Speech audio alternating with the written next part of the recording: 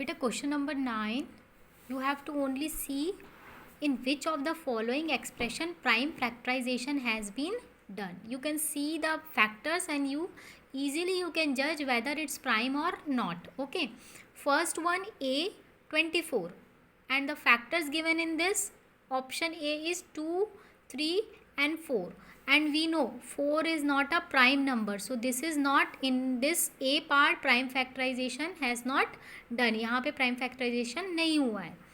Then B part 56, so 56 7 multiplied by 2 multiplied by 2 multiplied by 2.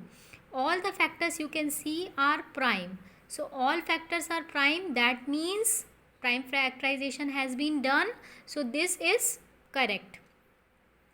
Then C part, C 70 is equal to 2 multiplied by 5 multiplied by 7.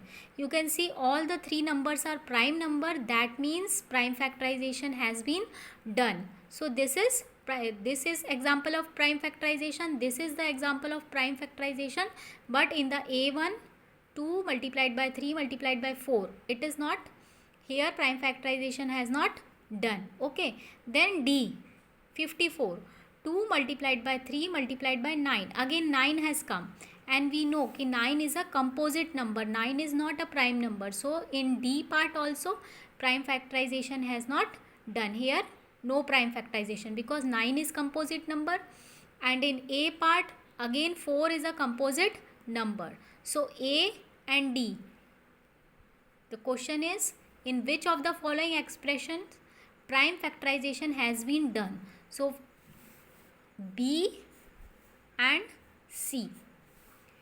In B and C part prime factorization has been done, but in A and D no prime factorization because 4 is used here and 4 is composite number, and same in 9, 9 is a composite number, so no prime factorization in A and D.